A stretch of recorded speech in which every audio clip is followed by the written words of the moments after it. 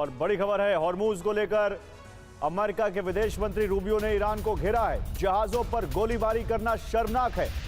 Hormuz में बारूदी सुरंगें बिछाना गलत है। और खबर यह आ रही है कि ईरान ने हॉर्मूज में नई व्यवस्था लागू कर दी है। शिप को पहले लिखित इजाजत लेनी होगी, तभी उस रास्ते से पार करने दिया जाएगा। शिप कंपनी को ईमेल पर अप्रूवल मिलेगा।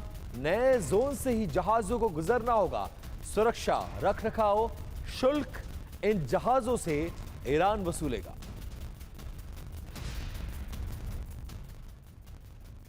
तो हॉर्मूज पर ईरानी दावा, बनाई नई व्यवस्था। हर जहाज को पहले लिखित में इजाजत लेनी होगी। जहाज कंपनियों को ईमेल पर अप्रूवल दिया जाएगा। आईआरजीसी ने एक नया स्मार्ट कंट्रोल जोन बनाया है। नए बनाए गए जोन से ही जहाजों को गुजरना होगा। जहाजों से सुरक्षा, रखरखाव, शुल्क लिया जाएगा। सुरक्षा मानकों पर खरे उतरे जहाजों को ही अनुमति दी जाएगी। मित्र देशों के जहाजों को पहले प्राथमिकता मिलेगी। दुश्मन देशों के जहाज के लिए पूर्ण प्रतिबंध होगा। और इसी बीच एक बड़ी खबर, ईरान से सीज फायर पर अमेरिका का बयान आया है। युद्ध विराम समाप्त नहीं हुआ है, पीट हेक्सेथ कह रहे हैं। अमेरिका के युद्ध मंत्री, हम ईरानी जल क्षेत्र में प्रवेश नहीं कर रहे हैं, हम लड़ाई नहीं चाहते, ये कहा है हेक्सेथ ने।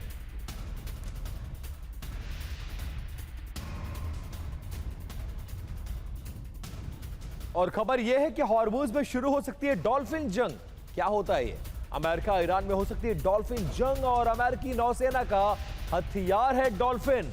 अमेरिकी युद्ध मंत्री पीट हेक्सेथ ने इसके संकेत दे दिए।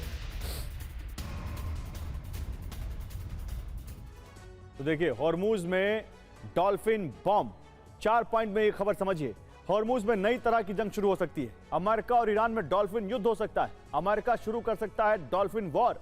अमेरिकी युद्ध मंत्री पीट हेक्सेथ ने इसके संकेत दिए हैं। हॉर्मूज में डॉल्फिन सेना समंदर में बिछी बारूदी सुरंगों का पता लगाएंगी। बारूदी सुरंगों को खत नहीं, सिर्फ पता लगाएंगी। अमेरिका के पास आत्मघाती डॉल्फिन होने की आशंका है। खुफिया निगरानी और टोही विभाग का यह हिस्सा है। ईरान भी अमेरिका के खिलाफ कर सकता है इस्तेमाल।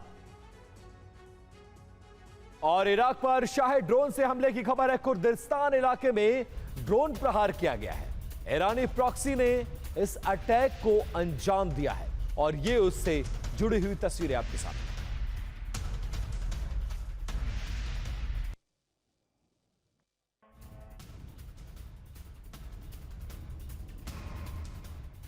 और इराक के सुलेमानिया में भी हमला हुआ है। ईरानी प्रॉक्सी ने इस अटैक को अंजाम दिया है।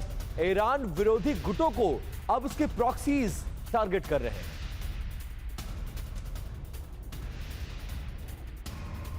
और इजराइल पर हमले की कोशिश नाकाम हो गई है। आईडीएफ ने 2 हवाई हमलों को नाकाम किया है। इजरायली क्षेत्र में घुसने की कोशिश।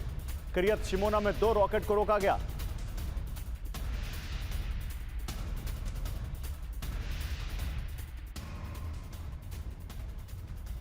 और जंगी टेंशन के बीच चीन में ईरान के विदेश मंत्री अरागची पहुंचे हुए हैं। चीन के विदेश मंत्री वांग यी से उन्होंने मुलाकात की है। दोनों देशों में हो सकता है अहम समझौता। जंग में सामरिक मदद पर हो सकती है सहमति और इसको लेकर ये अपडेट्स आ रही है। अरागची की चीन यात्रा का मकसद ईरान और चीन के रणनीतिक संबंधों को और मजबूत करना, रक्षा सहयोग और व्यापार बढ़ाने, हॉर्मूज के मुद्दे पर बातचीत, मिडिल ईस्ट के हालात पर भी गंभीर मंथन की संभावना है। दरअसल चीन ईरान का बड़ा मददगार है। उसे चाइना से हथियार, इंटेलिजेंस और खाने पीने के सामान और तेल व्यापार में मदद मिल रही है। चीन से दोस्ती बढ़ाकर ईरान की मंशा अमेरिका पर रणनीतिक दबाव बनाने की कोशिश भी मानी जा रही है। चीन ईरान को आर्थिक मदद भी बढ़ा सकता है। और इस बीच ट्रंप ने ईरान को बड़ी धमकी दी है। शर्त मानो वरना बमबारी। पहले से बड़ा हमला होगा, यह कहा ट्रंप ने। ट्रंप ने ट्रुथ सोशल पोस्ट पर यह धमकी दी है। शर्त मानो वरना पहले से ज्यादा बमबारी, पहले से बड़ा हमला।